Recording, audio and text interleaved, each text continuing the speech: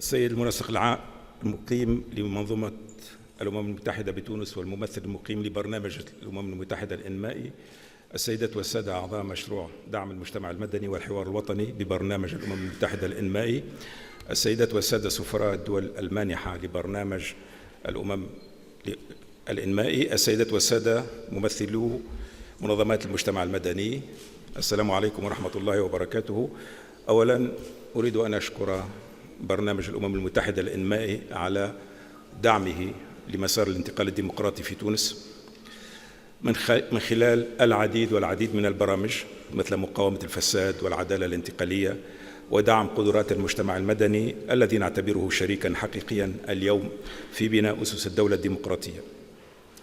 Mesdames et messieurs, je voudrais remercier messieurs les ambassadeurs. Je voudrais vraiment remercier le PNUD parce qu'il a été pour nous un partenaire extrêmement efficace et extrêmement utile dans cette période de transition. Et je voudrais ici exprimer toute ma gratitude à l'ensemble de la direction et du personnel du PNUD. أيها الأخوة والأخوات، أريد أن أؤكد من جديد على ما قلته دوما أن التنمية التي ننشدها لم تعد تنمية فوقية، ولم تعد تنمية تترك للمخططين سواء في القطاع الخاص الذين يجرون وراء مصالحهم وهو شيء طبيعي، أو للدولة بثقلها البيروقراطية. اليوم قضية التنمية بمفهومها الواسع أساسا شراكة بين دولة ديمقراطية نزيهة شفافة ممثلة انتخبها الشعب وبالتالي مسؤولة أمام الشعب وتدافع عن مصالح هذا الشعب، وهذه خصائص الدولة التي يمكن أن تدخل في التنمية، وما بين قطاع خاص يقبل أن له مسؤولية اجتماعية وليس له فقط مسؤولية اقتصادية، يفهم أنه لا هو مسؤولية مجتمعية، وبالأساس مجتمعات يعني تنظيمات المجتمع المدني. هذه هي القناعة اليوم الراسخة والتي لا شك أنها لو طبقت في الماضي لربما لم نعرف ما نعرفه الآن من فقر ومن خصاصة ومن تهميش. Donc je voulais insister sur cette idée, à savoir qu'aujourd'hui, si nous voulons développer ce pays, ça ne peut plus être l'affaire ni de l'État, ni du secteur privé, ça doit être l'affaire d'un État, mais un État démocratique, un État transparent, un État ouvert, un État honnête, un État responsable devant ses citoyens, la responsabilité d'un secteur économique qui n'est pas seulement responsable économiquement, mais aussi socialement, qui doit accepter qu'il a une partie de devoir vis-à-vis de la société, et enfin, les représentants de la société civile. Sans les représentants de cette société civile, on ne peut rien faire. نحن اليوم في تونس مختبر، وينظر إلينا العالم على هذا الأساس. نحن مختبر سياسي لأننا في هذا البلد نجرب قضية الحوار الوطني، نجرب تقريب وجهات النظر أن هذه البلد يجب أن يحكمها المعتدلين بغض النظر عن انتمائهم الإيديولوجية، نجرب فكرة أن السياسة أهم من الإيديولوجيا، نجرب فكرة أنه يعني عندما نضع أسس هذه الدولة الديمقراطية فليس بهدف، وإنما الدولة الديمقراطية هي أداة للمرور إلى المرحلة الهامة التي هي مرحلة التنمية. هناك اليوم في هذا البلد مختبر سياسي حقيقي، والعالم كله ينظر إلينا على هذا الأساس، أننا نحن في هذا البلد بصدد اختراع أشياء جديدة، وهذا يشرف بلدنا ويحملها مسؤولية.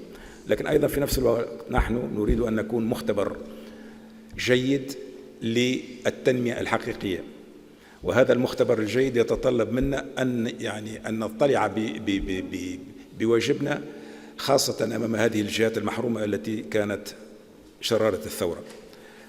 التجربة اليوم جارية وأنتم جزء من هذه التجربة، أنتم جزء من هذه التجربة حتى وإن لا تعلمون، وأنا أيضا جزء من هذه التجربة. كنا بصدد التجربة، كنا نبحث عن طرق أخرى لتنمية هذه الجهات غير الاعتماد فقط على الدولة أو على رحمة القطاع الخاص. نحن نريد أن نشرك أكبر عدد ممكن من أبناء وبنات الجهات على الأرض في مستوى المعتمديات، لأنه ما حك جلدك مثل ظفرك، ونحن ننتظر منكم أن تكونوا العيون والعقول والأيادي التي ستدخل في هذه الشراكة الثلاثية التي ستمكن فعلا شعبنا من النهوض بقدراته. القضية إذن هي قضية تجريبية صحيح، لكن إذا نجحت هذه التجربة، وأنا واثق أنها ستنجح بفضل عملكم، بفضل التزامكم، بفضل وطنيتكم، إذا نجحت هذه التجربة فقد يأتي يوم من الأيام يأتي فيها الناس ليدرسوا هذه التجارب التي أنتم بصددها. أنتم بصدد التجريب ليس فقط لتونس وإنما ربما للوطن العربي، وبالتالي فلكم واجب وضرورة النجاح. ثقوا أتم الثقة أن توجه هذه الدولة مستقبلا هو أن تعتبر المجتمع المدني الركيزة الثالثة لكل تنمية، وبدون هذه الركيزة كل شيء ينهار. وأريد هنا أن أفتح قوس لأقول بكل وضوح أنني كمناضل حقوق الإنسان ناضلت طيلة حياتي من أجل حرية التنظم، وسأبقى أناضل من أجل حرية التنظم. حرية التنظم حرية مقدسة ولا يمكن المساس بها بأي صفة من الصفات. ليس على الدولة أو على الحكومة أن تمس بهذا الحق المقدس إلا في إطار ضيق جدا وفي إطار ما يفرضه القانون. المبدأ هو الحرية، المبدأ هو حرية التنظم.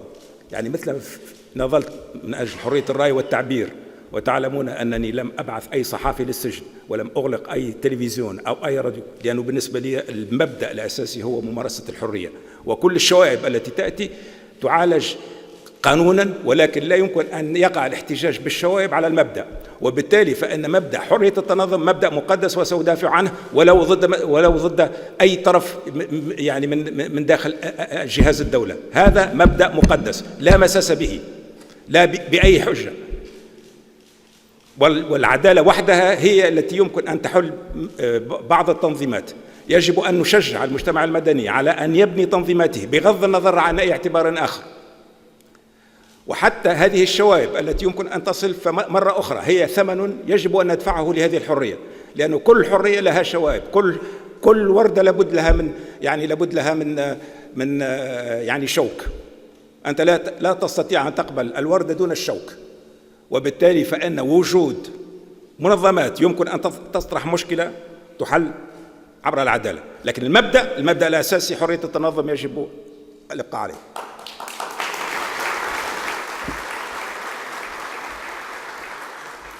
Je disais à l'intention de nos amis que, pour moi,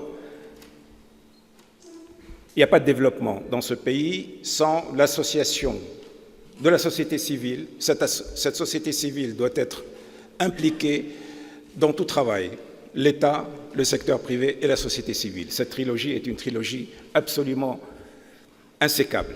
Et c'est dans le traitement du problème du développement, à partir de cette trinité, de cette trilogie, que nous aurons la solution. Je dis aussi que ce pays a la chance d'être un laboratoire politique. Nous sommes en train d'expérimenter de nouvelles données politiques, de nouvelles façons de faire de la politique. Le dialogue national, la recherche du consensus, le fait que ce pays soit gouverné par des modérés des deux camps, les deux fameux camps, islamistes et le camp laïque, la recherche du consensus à tout prix, etc. Tout ça fait que la Tunisie est un laboratoire politique. Mais la Tunisie est aussi un laboratoire social. Nous voulons mettre en place des façons de nous battre contre le sous-développement, contre la pauvreté, contre la saleté qui est en train d'envahir notre pays, parce que justement nous n'avons pas de municipalité. Nous avons commis l'erreur fondamentale de ne pas faire les élections municipales comme je l'avais demandé dès le départ. Vous vous souvenez que j'avais demandé que dès le départ on mette en place les élections municipales. Et on m'avait ri au nez en disant nous allons passer juste une année, alors pourquoi faire? J'ai dit non, nous allons passer 3 années et il faut faire des élections municipales. Et nous payons maintenant cette saleté honteuse pour le pays. Et je veux que le plus rapidement possible, une fois que les élections présidentielles et les élections terminées, qu'on passe immédiatement aux élections municipales et qu'on mette en place des structures municipales pour arrêter cette honte absolue, cette catastrophe écologique qui nous fait honte tous. Et là, je compte aussi sur la société civile pour qu'elle fasse partie des forces qui nous aideront à nettoyer ce pays pour qu'il devienne propre, physiquement, psychologiquement, moralement, la propreté. Et je disais que pour moi, le droit d'association est un droit sacré, un principe sacré, et qu'il faut s'y attacher par toutes les forces, et qu'il est hors de question de porter atteinte à ce droit au nom de n'importe quel prétexte, au nom de n'importe quel prétexte. La règle, c'est le droit, la liberté d'expression. Et on doit accepter tous les effets pervers de cette règle, parce qu'on ne peut jamais obtenir quelque chose sans les effets pervers. Donc nous allons avoir les effets pervers aussi de la liberté d'association. Telle ou telle association. C'est à la justice, pas à l'État, de s'en mêler. L'État, lui, doit appliquer le principe, la liberté d'expression est un principe sacré, la liberté d'association est un principe sacré. Et aucun prétexte.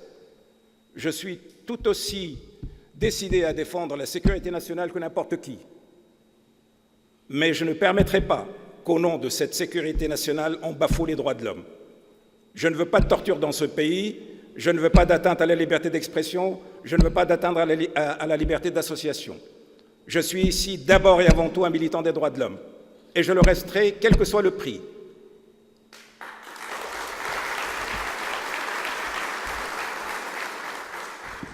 إذن شكرا جزيلا مرة أخرى على كل تفضلكم، وأقول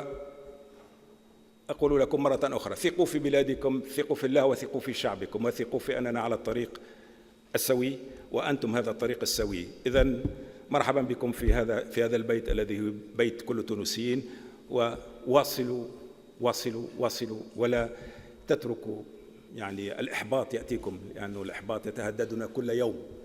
يجب أن نواصل وأن نثبت على الدرب، وإن شاء الله سنجعل من هذا البلد وطنا للإنسان. تحية تونس والسلام عليكم.